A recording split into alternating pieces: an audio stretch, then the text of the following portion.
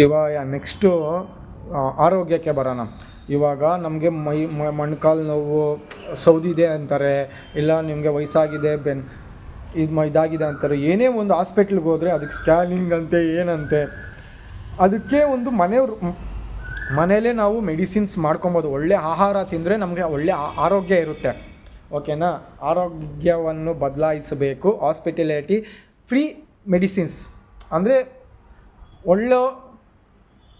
ಒಳ್ಳೆಯದಂಥ ನಾವು ಗೌರ್ಮೆಂಟ್ ಹಾಸ್ಪಿಟ್ಲಲ್ಲೇ ಉಚಿತ ಚಿಕಿತ್ಸೆ ಕೊಡಿಸಬಹುದು ಮನಸ್ಸು ಮಾಡಿದ್ರೆ. ಕೊಡಿಸಲ್ಲ. ಯಾಕೆ ಗೊತ್ತಾ? ಮನುಷ್ಯನ ಮನೋವ್ಯಾಧಿನೇ ಆರೋಗ್ಯ. ಅದರಿಂದ ಹೇಳ್ತಾಯಿಲ್ಲ, ಸೆಂಟಿಮೆಂಟ್ ಅಂತಾರಲ್ವ, ನಿಮ್ಮ ಆರೋಗ್ಯ ಏನಾಗ್ಬಿಟ್ಟು ಆ ಬೈಕ್ಗೆ ನೀವು ಕೋಟಿ ಲಕ್ಷಗಳು ಖರ್ಚು ಮಾಡ್ತೀರಾ.